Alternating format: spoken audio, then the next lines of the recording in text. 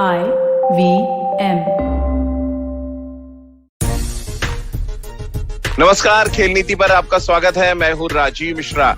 आज का दिन बेहद खास है क्योंकि आज खेल नीति का 50वां एपिसोड है और इस खास दिन पर हमने बेहद खास मेहमान को आमंत्रित किया है। खेल नीति के प्लेटफॉर्म पर मशहूर कमेंटेटर और 1992 वर्ल्ड कप पाकिस्तान टीम के विजेता रमीज राजा इस समय हमारे साथ सीधे दुबई से जुड़ रहे हैं, जो PSL में के साथ इस समय जुड़े हुए हैं, यानी कि पाकिस्तान सुपर लीग के साथ जुड़े हुए हैं। लेकिन आज वो बातचीत करेंगे हमारे साथ वर्ल्ड टेस्ट चैंपियनशिप के बारे में, बात IPL की करेंगे और साथ ही ये भी हमको बताएंगे कि पाकिस्तान में क्यों कोरोना की वजह से टूर्नामेंट स्थगित हुआ और हिंदुस्तान में भी वही कहानी दोहराई गई। आखिर ये पूरा माजरा है क्या? साथ ही आपको ये भी बताएंगे कि हिंदुस्तान के लिए जीतने के क्या कुछ चांसेस हैं, रोहित शर्मा और विराट कोहली के बारे में उनकी क्या राय है और खास तौर से न्यूजीलैंड को as a opponent World Test Championship में रमीज राजा किस तरह से देखते हैं। रमीज भाई 1992 में इमरान खान के टीम के मेंबर थे जिन्होंने वर्ल्ड कप जीता था, एकमात्र वर्ल्ड कप जो पाकिस्तान ने जीता अगर हम 50 ओवर की क्रिकेट की बात करें। और रमीज भाई उस वर्ल्ड कप में एक बड़ा कंट्रीब्यूशन रहा है उनका। तो रमीज भाई सीधे दुबई से हमारे साथ जुड़ रहे हैं। रमीज भाई बहुत बहुत स्वागत है आपका खेल नीति के प्लेटफॉर्म पर। एक साल पहले आपसे कोरोना के वक्त पे ही मुलाकात हुई थी और आप के जरिए पाकिस्तान का हाल हमने जाना था, हिंदुस्तान में क्या कुछ चल रहा है ये हमने आपको बताया था। अब थोड़ा मामला अलग है, इस समय आप दुबई में हैं और हमारे जो दर्शक हैं, ये हिंदुस्तान के जो दर्शक हैं वो ये जानना चाह रहे हैं कि PSL को लेकर क्या कुछ तैयारियां वहां पे हैं, क्या कुछ आप वहां पे देख पा रहे हैं, क्योंकि अभी तो आप क्वारंटीन है ये हम सब जानते हैं, लेकिन जो आप महसूस कर पा रहे हैं दुबई जाके, कितना तैयार लग रहा है दुबई PSL कराने के लिए? जी, अबू धाबी में हूं मैं और क्वारंटीन है, 5 स्टार क्वारंटीन है यहाँ पे। मगर क्वारंटीन अपनी तरह का एक चैलेंज प्रेजेंट करती है, इसलिए कि आपका टेम्परामेंट टेस्ट होता है, आपकी इस गेम से मोहब्बत भी टेस्ट होती है, अनफॉर्चुनेटली एक अजीब तरह से। मगर यहाँ बायोसिक्योर बबल अच्छा बन सकता है मैं समझता हूँ, क्योंकि यहाँ पे स्ट्रिक्ट एक तरह से रेजीम फॉलो की जाती है और अभी गर्मी तो बेनतहा है, डबल हेडर्स भी होंगे। सो मौसम कौन सा आप पिक करते हैं यहाँ UAE में खेलने के लिए बड़ा इंपॉर्टेंट है। सो IPL मैं समझता हूँ कि सितंबर में है, तो सितंबर में मौसम थोड़ा सा बेहतर हो जाएगा। अभी तो आपकी बाहर निकले तो आपके खाल जो है वो पिघल जाती है। बिल्कुल रमीज भाई, और अगर हम बात PSL को लेके करें, थोड़ा सा निराश आप भी थे, आपके ट्विटर पे भी हम कमेंट्स पढ़ रहे थे जब स्थगित किया गया और उसके थोड़े ही दिन बाद हमने देखा IPL को भी स्थगित करना पड़ा। अब दोनों देशों में क्रिकेट को लेके स्थिति लगभग वैसी ही बन गई थी। कैसे आप देखते हैं अब ये दोनों ही टूर्नामेंट दोबारा से होंगे, क्रिकेटर्स दोबारा से मैदान पे आएंगे और कमर्शियली जो लॉस हो रहा था पाकिस्तान और हिंदुस्तान को, आपको लग रहा है उसकी थोड़ी भरपाई हो जाएगी? आई थिंक फाइनेंशियल सामने रख के ये डिसीजन लिया गया है और एक मजबूरी के तहत एक विंडो दोबारा से क्रिएट करनी पड़ी है। देखिए, जो अच्छे क्रिकेट बोर्ड्स होती हैं, जो अच्छी क्रिकेट नेशंस होती हैं, वो अपनी गलती से सीख के आगे बढ़ते हैं और दोनों पाकिस्तान और भारत ने गलतियां की और इसका खमियाजा भुगतना पड़ा। और अच्छी बात यह है कि वहीं मैदान छोड़ के भागे नहीं है। सो आपके लिए एक सबक भी है और सबक ये है कि इसमें जीरो टॉलरेंस है, डिसिप्लिन आपको चाहिए और अपने आप को मारना पड़ता है। ये जो 20-30 दिन का ये जो सर्किट है। रमीज भाई, कितना चैलेंजिंग होता है, एक तो बायो बबल, उससे ठीक पहले क्वारंटीन क्रिकेटर्स के लिए, क्योंकि आप उस टूर्नामेंट का हिस्सा होते हैं, भले ही हम PCL की बात कर लें, कितना चैलेंजिंग है क्रिकेटर्स के लिए, कमेंटेटर्स के लिए, एक लंबे वक्त तक पहले क्वारंटीन रहना, फिर बायो बबल में जाना, एक बार फिर मेरी आपसे बात हो रही थी, आप पाकिस्तान से आने से पहले क्वारंटीन में थे, अभी यहाँ पे क्वारंटीन है। कितना चैलेंजिंग हो जाता है ये, मेंटली कितना अपने आप को तैयार करना पड़ता है इसके लिए?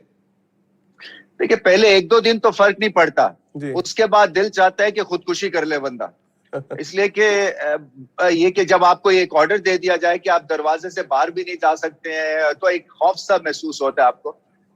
और मैं जब आने से पहले तो एक गलती ये की कि मैंने बहुत ज्यादा एक्स्ट्रा चीजें भर ली अपने सूटकेस में, क्योंकि उन्होंने कहा कि बस जो चीज लेके जा रहे हैं उसी के साथ आपको बंदोबस्त करना है अगले 1 महीने तक, क्योंकि बायोसिक्योर बबल PSL में थ्रू आउट रहेगा। सो मेरा जो बैग है ये आर्नल्ड श्वार्ज़नेगर ही अब उठा सकता है। रमीज भाई, क्योंकि PCL से ही कनेक्टेड मैं देख पा रहा हूँ, PCL से कनेक्टेड IPL को, क्योंकि अगर PSL अच्छे तरीके से हो जाता है अबू धाबी और UAE में, तो उससे एक रास्ता खुलेगा, जो हमारे यहाँ के क्रिकेट फैंस हैं वो समझ पाएंगे कि यूएई में जब आईपीएल होगा, जब भारतीय टीम इंग्लैंड से लौटेगी तो चीजें वहां पे थोड़ी सेटल्ड होंगी, क्योंकि पीएसएल हो चुका होगा। क्या आप भी कनेक्टेड मान रहे हैं कि पीएसएल अगर अच्छे तरीके से होता है तो फिर आईपीएल के लिए एक बढ़िया रास्ता, एक अच्छा रोड मैप तैयार हो जाएगा? जी हाँ, बिल्कुल ऐसा ही होगा, इसलिए कि कोविड-19 सिचुएशन में हम एक दूसरे से सीखते हैं और सीखने को भी मिलता है, गलतियों से सीखने को मिलता है, और जो अच्छी ऑर्गेनाइजेशंस हैं उनको देख के फिर आगे बढ़ने का तरीका आपको समझ में आता है। तो मैं समझता हूँ कि पीएसएल अगर अच्छी तरह से हो जाता है, तो अगर वर्ल्ड कप भी यहीं यूएई में होता है और फिर आईपीएल भी यहाँ पे होती है, तो एक तरह से अच्छी एक्सरसाइज हो जाएगी सबकी, क्योंकि यहाँ पे आपके पास होटल्स हैं, यहाँ पे आपका बायोसिक्योर बबल बनाना आसान होता है, और फिर आप एक रेजिम को फॉलो करते हैं। सो उस लिहाज से मेरे ख्याल से lot to look forward to है।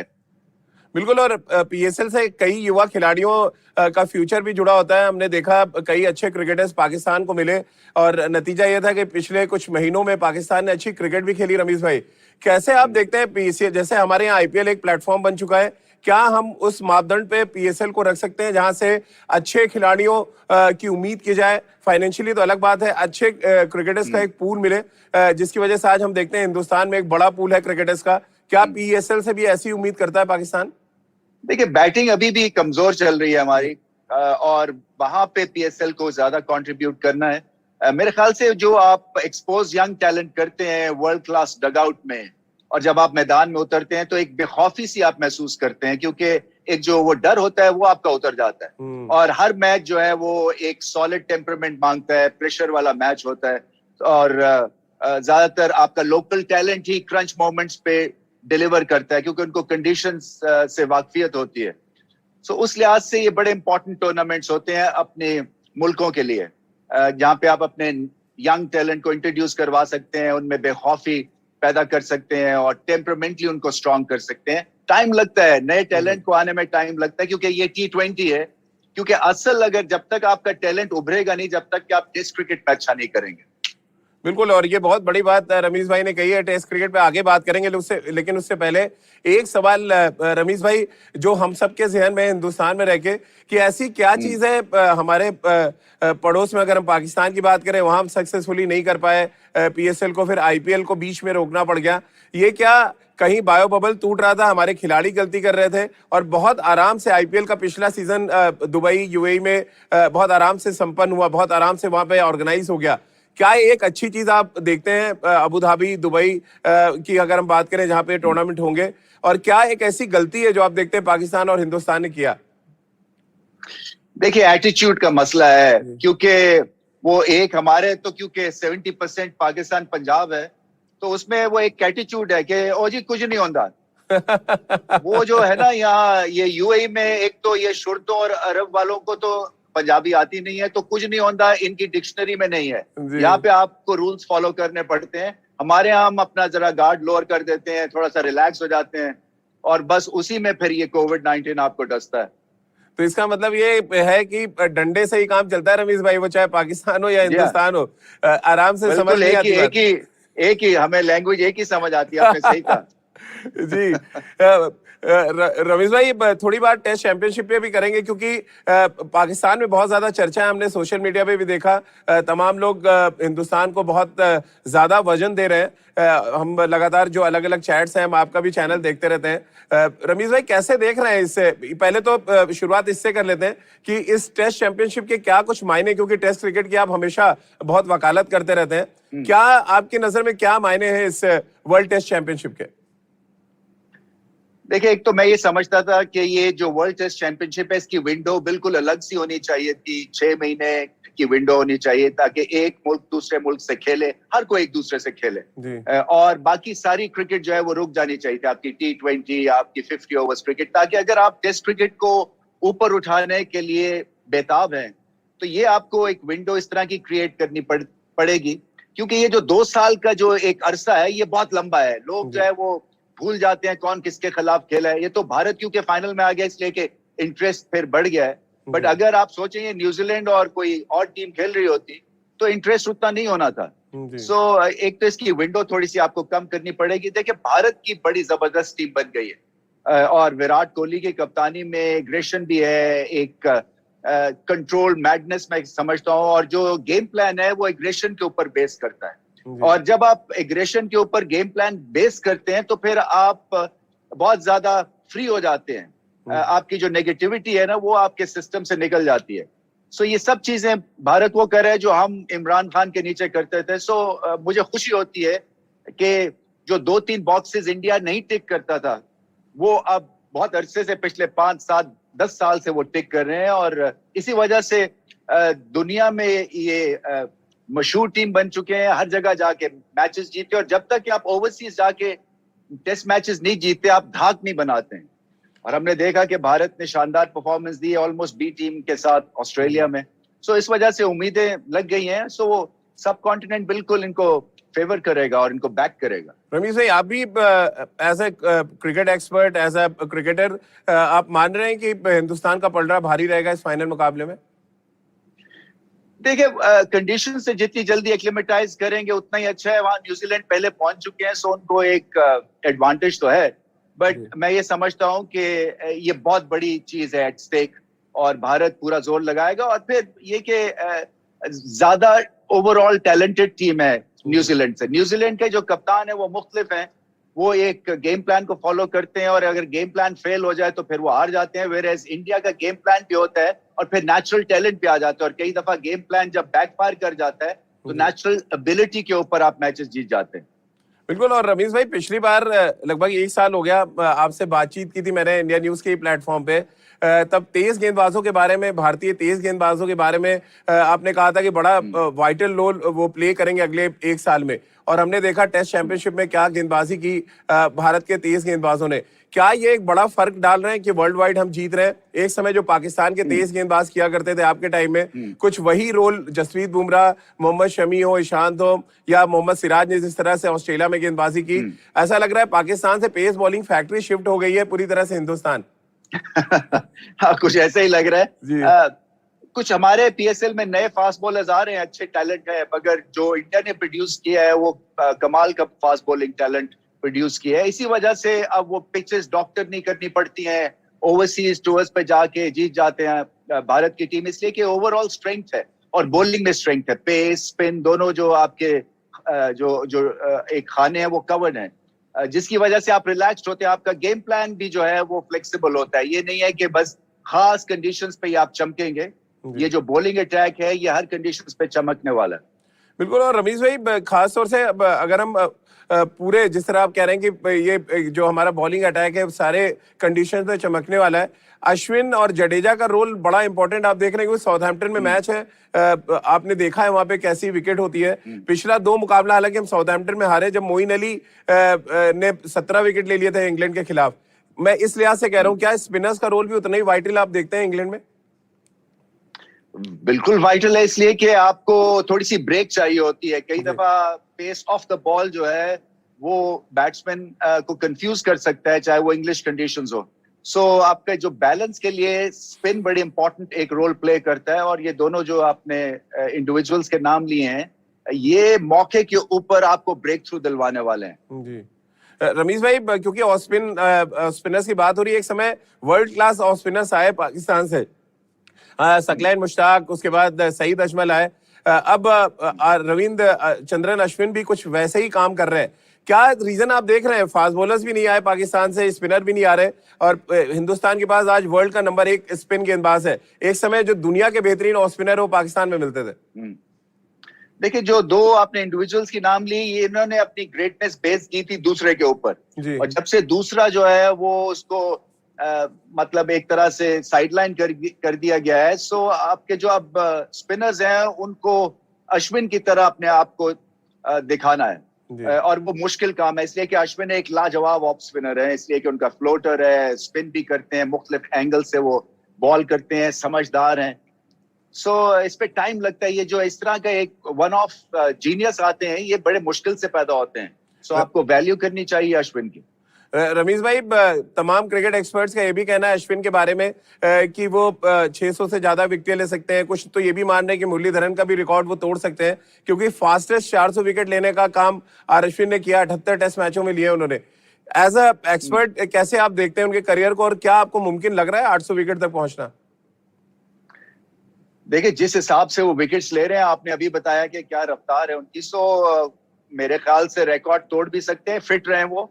और देखिए, उनकी जो ग्रेटनेस है वो यही है कि अपनी बॉलिंग को वो ढालते हैं मुख्तलिफ कंडीशंस के हिसाब से, और फिर बड़ा मुश्किल होता है कि दूसरा जब आपके पास ना हो तो फिर भी आप अटैकिंग ऑफ स्पिनर हो, क्योंकि दूसरे के आने से ऑफ स्पिन का जो आर्ट था ये डिफेंसिव आर्ट से अटैकिंग बन गया, जैसे कि लेग स्पिनर का आर्ट कंसिडर होता है। सो अश्विन ने बगैर दूसरे के, इनके पास वेराइटीज क्योंकि बहुत अच्छी हैं और डिफरेंट एंगल्स के साथ ये टेक्निक बल्लेबाज की टेस्ट करते हैं, और फिर मेंटली स्ट्रांग है, समझदार है, कैप्टनसी करते रहे हैं। सो इनको आइडिया है कि कब अटैक करना है, कब जो है वो सिट इन करना है, और फिर round the wicket, over the wicket, और फील्डर्स को ऊपर लेके बॉल करना मुश्किल काम होता है, एक्यूरेट भी बहुत है ये। रमीज भाई, क्योंकि ओपनिंग बैट्समैन का बड़ा इंपॉर्टेंट रोल होता है इंग्लैंड में, आपने इंग्लैंड में काफी क्रिकेट भी खेली है, लेकिन बदलते समय के साथ बहुत कुछ बदला है। पहले आपके टाइम में गेंद को छोड़ना आना बड़ी क्वालिटी होती थी एज अ ओपनिंग बैट्समैन, अब गेंद को तोड़ना मुझे लग रहा है ज्यादा बड़ी क्वालिटी हो गई है, क्योंकि रोहित शर्मा, जब हम खेलते थे ना तो अगर नेट कर रहे हो ना तो ऊंची हिट मारे तो लास्ट राउंड कर देते थे। जी रमीज भाई, मुझे अभी भी याद है क्योंकि हम लोग भी, मैं थोड़ी बहुत क्रिकेट खेला हूँ, अगर एक का स्वीप या आड़ा आप मार दीजिए तो नेट से बाहर भी बुला लिया जाता था उस टाइम में। और आज तो कंपलसरी है कि आप sweep, reverse sweep, switch hit जो भी खेल सके आप खेलें।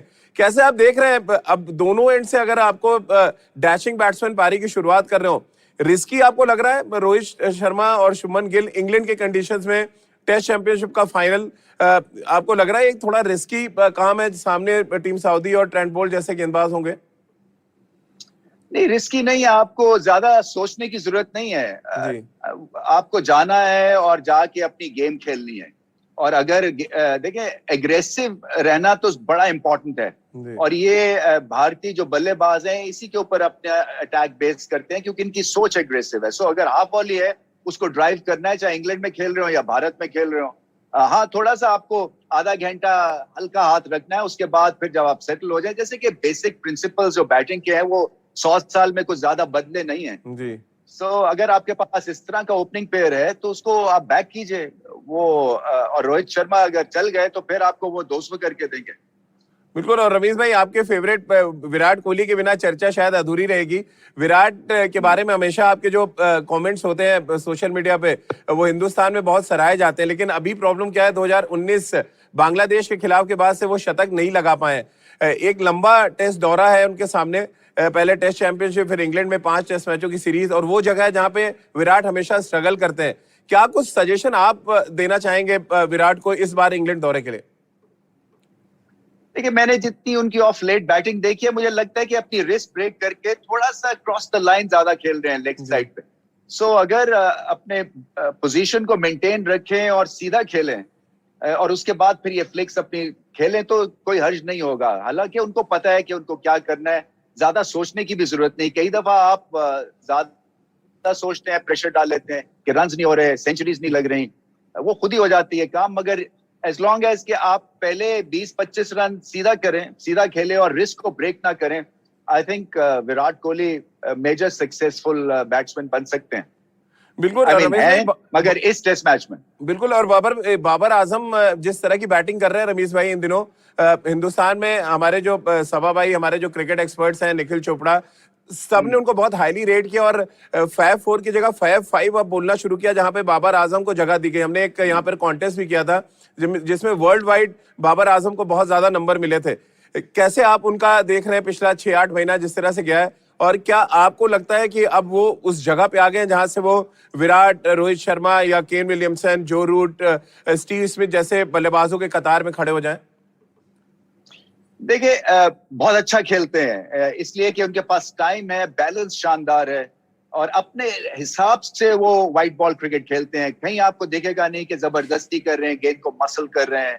एक रिदम है उनकी बैटिंग में, एक तसलसल है, और क्लासिकल शॉट्स खेलते हैं, इम्प्रोवाइज भी करते हैं, मगर वो भी होंडा अंदाज नहीं लगता है। सो स्टाइलिस्ट हैं और बहुत ही खूबसूरत दिखते हैं, मगर उनको ग्रेट बैट्समैन बनने के लिए अभी अपने टेस्ट करियर में बहुत कुछ करना है, और यहाँ आके उनको लगातार रन्स करने पड़ेंगे। फिर ही वो इस कितार में आएंगे, मगर दिखने के हिसाब से एस्थेटिक पॉइंट ऑफ व्यू से बहुत खूबसूरत दिखते हैं। बिल्कुल रमीज भाई, आप उन हेडमास्टर्स की तरह हैं जो नंबर बड़े कम देते हैं, मुझे लग रहा है। और अगर आप टीचर होते तो वाकई मेरा मकसद है कि ये कि देखिए, टेस्ट क्रिकेट को जब तक कि उसमें आप स्कोर नहीं करते हैं और सेंचुरीज नहीं लगाते हैं, और इस कैलिबर के बैट्समैन को करना चाहिए क्योंकि स्काई इज द लिमिट। सो मैं समझता हूं कि वहां पे अभी थोड़ी सी चूक है, मगर दिखने के हिसाब से और टॉप क्वालिटी अगर आप देखते हैं आजकल के बल्लेबाजों में, तो इनमें सब कुछ आपको दिखेगी। रमीज भाई, आखिरी सवाल आपसे लेना चाहूंगा। T20 वर्ल्ड कप होना है अब से कुछ ही महीने बाद। टॉप 3 टीमें आप किसको देख रहे हैं T20 फॉर्मेट के लिहाज से? यार ये तो राजीव बड़ा मुश्किल सवाल है, इसलिए कि देखिए भारत आता है उसमें क्लियरली आप न्यूजीलैंड को काउंट आउट नहीं कर सकते, इंग्लैंड को काउंट आउट नहीं कर सकते। पाकिस्तान को भी बहुत मेहनत करनी है, क्योंकि मैं समझता हूं कि अभी एक सर्किट लगेगा जिसमें हर टीम जो है ज्यादातर T20 मैचेस खेलेगी। सो अभी कॉम्बिनेशन ट्वीक कर रहे हैं, बट ये 2-3 टीम्स मुझे लगते हैं कि ये आगे रहेंगी फहरिस्त में। चलिए रमीज भाई, बहुत बहुत शुक्रिया आपका हमारे साथ जुड़ने के लिए, इस उम्मीद के साथ कि भारत और पाकिस्तान की टीमें एक बार बायलैटरल सीरीज में फिर साथ खेलते हुए नजर आए। क्योंकि जब आप पाकिस्तान क्रिकेट बोर्ड में CEO थे, तब आपने बहुत कोशिश की थी कि बायलैटरल सीरीज हो। कुछ ऐसी ही कोशिश की उम्मीद हम सब कर रहे हैं कि जल्द कोरोना के हालात बदलें। हम ICC टूर्नामेंट्स में तो साथ खेलते हैं, लेकिन हिंदुस्तान और पाकिस्तान की टीमें जब बायलैटरल सीरीज में मैदान पर होती हैं तो उस समय क्रिकेट का रोमांच अपने चरम पर होता है। तो हम सब ये उम्मीद कर रहे हैं, और साथ ही जिस तरह से पाकिस्तान के लोग दुआएं कर रहे हैं कि हिंदुस्तान वर्ल्ड टेस्ट चैंपियनशिप जीते, न्यूजीलैंड को हराए, हमारी तरफ से ढेर सारी शुभकामनाएं पाकिस्तान को भी। और बहुत बहुत शुक्रिया आप कहिए पाकिस्तान के फैंस को भी, जो UAE में आपके साथ फैंस जुड़े हैं उनको भी हमारी तरफ से शुक्रिया। और आपकी दुआएं रहे हिंदुस्तान की टीम के साथ और हिंदुस्तान की टीम जीते, इस बात की उम्मीद हम सब कर रहे हैं। तो बहुत बहुत शुक्रिया रमीज भाई आपका हमारे साथ जुड़ने के लिए। तो IVM के फेसबुक पेज और IVM के YouTube चैनल पर आप खेल नीति का हर एपिसोड रोज सुन सकते हैं शाम 7:30 बजे। इसके अलावा आप मेरे साथ भी जुड़ सकते हैं @राजीव मिश्र पे। इसके अलावा खेल नीति का हर एपिसोड आप सुन सकते हैं IVM ऐप पर, ivmpodcast.com पर। इसके अलावा गाना Spotify, सावन, गूगल पॉडकास्ट या अन्य IVM पॉडकास्ट के प्लेटफॉर्म्स पर आप खेल नीति के हर एपिसोड को सुन सकते हैं। बहुत बहुत शुक्रिया आपका हमारे साथ जुड़ने के लिए।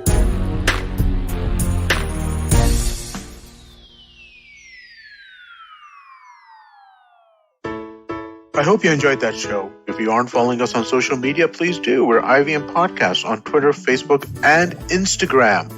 I'd like to thank the sponsor on the network this week, Credencia. Thank you so much for making this possible. On Cyrus Says, Cyrus was joined by actress Shreya Pilgaonkar to talk about her career in acting. On Begin the Journey, Ashish Vidyarthi lists down the modern concepts of friendship and how one can choose the right friend circle in life on Begin the Journey. On The Habit Coach, Ashton Doctor was joined by Aisha Bilamoria to talk about running and developing an athletic mentality. Farhad and Sunithra are joined by LGBTQ workplace advocate Suresh Ramdas to discuss the new normal in queer relationships on GBCD. On Tere Mere Raaste, Keshav Chaturvedi takes us to the riverbanks of Banaras and describes the soulful mornings to us. And finally, on the Positively Unlimited podcast, Chetna Chakravarti takes the fear out of the word responsibility. And with that, I hope to see you again next week. If you love cricket, listen up. The Edges and Sledges Cricket Podcast is here for you. Hosted by DJ, Varun, and me, Ashwin, we bring a fun, fresh fan's point of view to talking all things cricket. Sometimes it's just the three of us, sometimes we have guests, including current and former international cricketers. For new episodes every week, check out the Edges and Sledges Cricket Podcast on the IVM app, website, or wherever you get your podcasts.